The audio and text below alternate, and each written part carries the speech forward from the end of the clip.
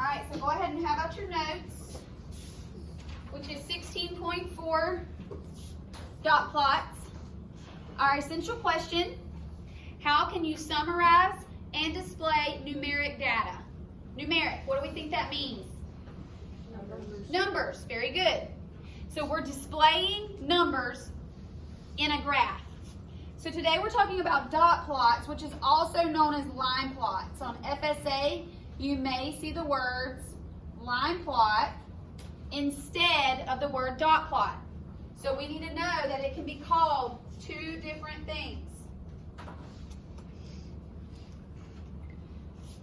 So we have a dot plot, which we said was also called a line plot.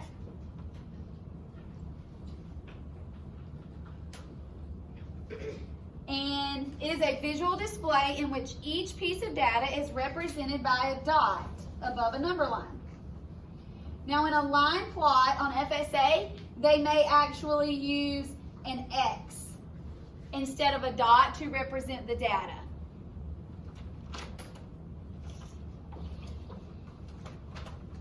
So looking down here at the bottom, do you see how there's dots here?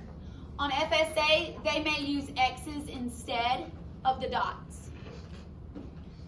So the next word that we need to talk about is the word frequency. It's how much something occurs. If you've ever heard the statement a frequent flyer, these are people who ride in airplanes a lot. Like maybe they travel business across the United States and they have to get on an airplane 4 days a week. There are men and women who do that every week. They do a lot of flying. They fly to Atlanta every day and come back because that's where they work. Okay, so they're frequent flyers. They do it often. Maybe you frequently visit your grandparents' house. That means that you are going there quite often. So frequency deals with how often something occurs. A cluster is known as a grouping. If I said something was clustered together, you know that it is tightly packed. So when we talk about a cluster, that means everything's tightly packed together and it's tightly grouped. Now the word symmetric means that it's evenly spread out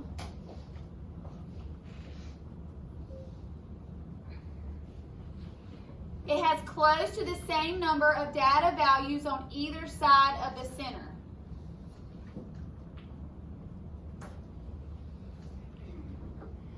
So maybe in 3rd or 4th grade, you were taught line of symmetry, okay?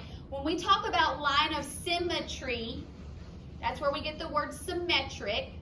Symmetry, if I had like a triangle here, and I were to cut it on this line and folded it, are they the same on each side? Yes, they are. But if I were to take that same triangle and I decided to cut it here, would they be the same on each side? No, okay? So when we talk about something being symmetric, we're talking about they're the same, it's about the same on each side. Think about your face. If we were to cut our face from our forehead down to our chin, and we were to go down, we have an eye on one side and an eye on the other, a nostril on one side, a nostril on the other, and one ear on one side, one ear on the other, hopefully the same amount of teeth on each side, unless we're missing a few right now, okay? Other than that, our face is very symmetric. Now maybe we have a freckle on one side that we don't have on the other, or scar on one side that we don't have on the other. But is our face still symmetric? Yes. We're not. We don't have, a big plump face on this side and flat on the other side. Okay? We can't have that. That wouldn't look right. So our bodies are symmetric. We can cut from the top to the bottom. Arm over here, leg over here, leg over here. We are symmetric. Okay? So when we talk about symmetric, it looks even. It's even on both sides. If we were to cut it down the center, it would be even on both sides. Let's talk about an outlier. We've talked about an outlier before. An outlier is like an outcast. It stands out there all by itself. So the values are much greater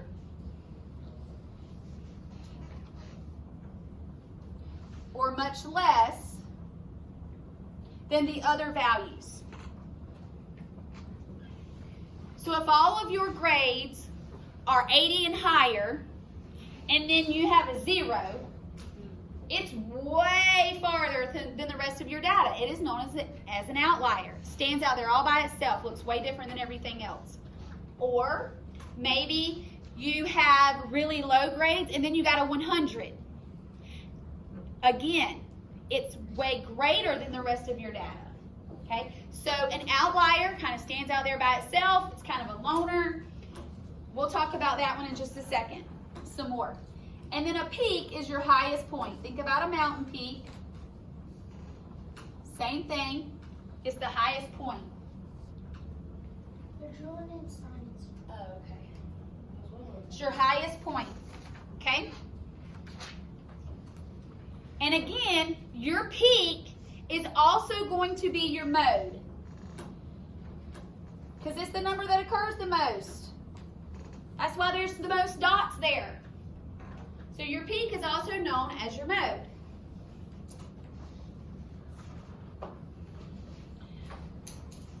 So let's look at the first problem here, or the first example that we're given.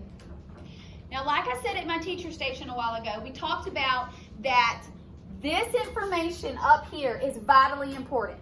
They do not take this information and print it and use dark ink if we don't need to use it.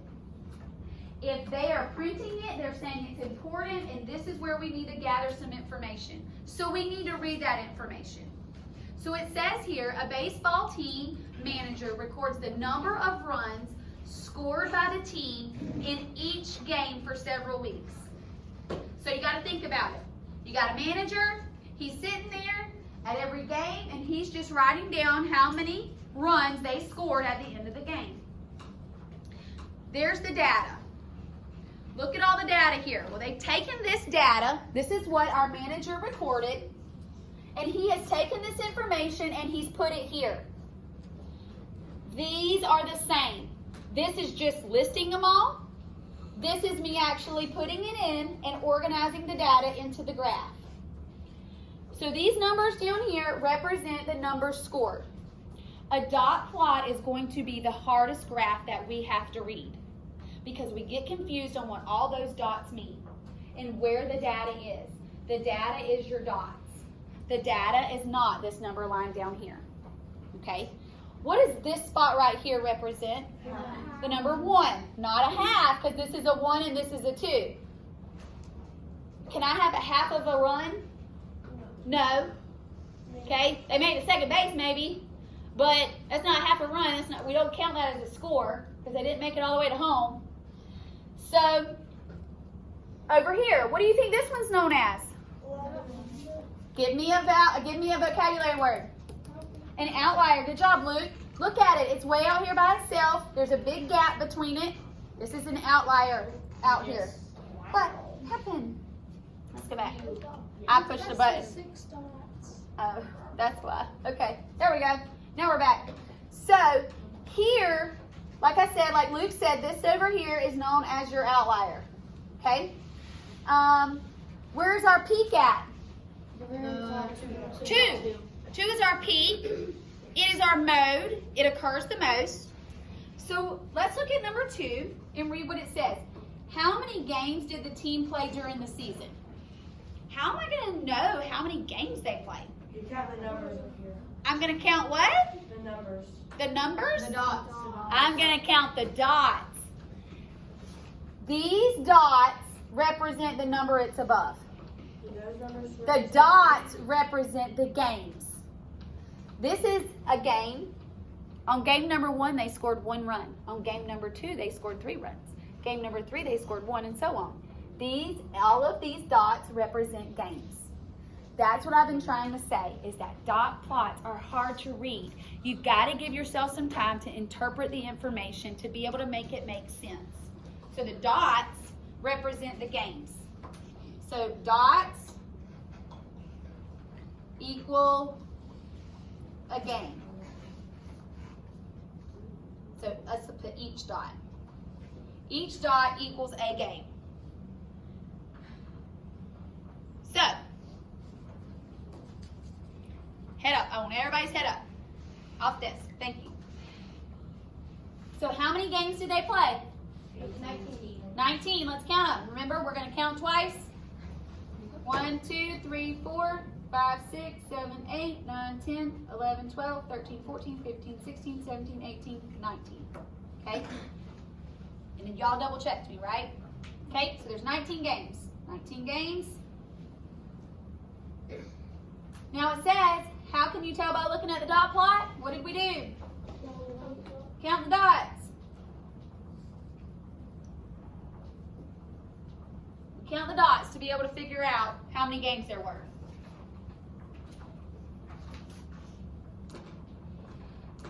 Now here it says, at how many games did the team score 2 runs or fewer? 2 or fewer. 2 runs or fewer. Do you see where we have runs? These numbers represent runs. So that means I need to pick these.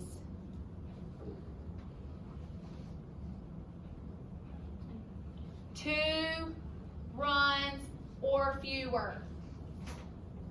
So when I take, we'll draw an arrow here so you can see that this is what we're looking at. How many games were 2 or fewer? 10. So if I counted these up again, 1, 2, 3, 4, 5, 6, 7, 8, 9, 10. 10 games. How do you know? We counted count dots for 0, 1, and 2.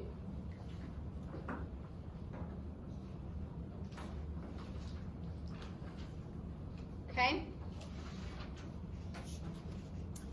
All right, let's turn to the back. Number 4 says a different baseball team scores the following numbers and runs in the games for several weeks. Use the data, that's all the numbers there, to make a dot plot. So let's do that first. Well, first off, the first thing that we have to do is we have to label our number line down here. What's the lowest value I currently have? 1. What's my highest? 6. Okay. Where do you think we should start? 1. Or 0. Okay. So let's start with 0. 0, 1, 2, 3, 4, 5, 6, 7, 8, 9, 10, 11. Now I will tell you on FSA they want to trick you and they want to try to skip numbers in here. You don't want to do that. You don't want to do that. They're going to try to skip numbers. Now on ours on the other side, yes, they skip numbers, but we know what what this is supposed to represent. And what is it supposed to represent? 1. I'm saying skipped it all together. Like that it wouldn't even represent something there. So you've got to be careful with that part. So now we're going to start, and we're going to start labeling these. And I'm going to use X's instead this time. So for 4, we're going to put an X above 4. The next one, another 4. Then 6. 1, 2, 4, 1, 2, 5, 3, 3, 5, 4, and 2.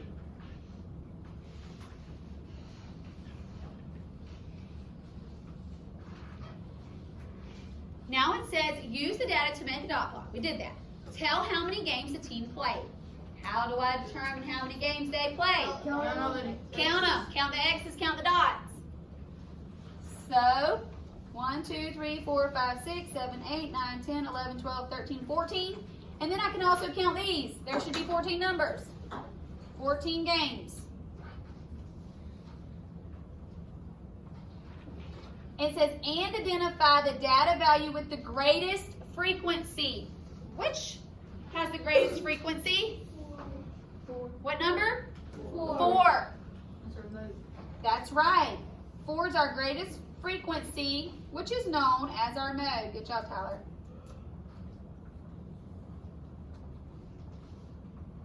Shoot you.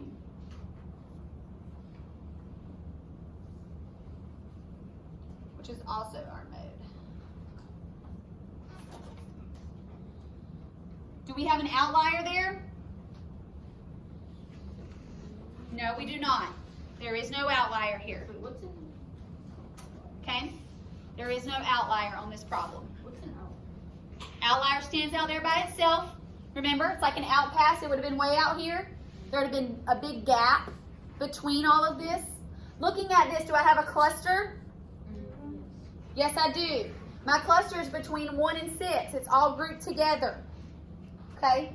There's no outlier. No numbers that stand out there by itself. Okay? All right, class time's about over, so this is where we're going to stop. We'll put this in your notebook. Okay?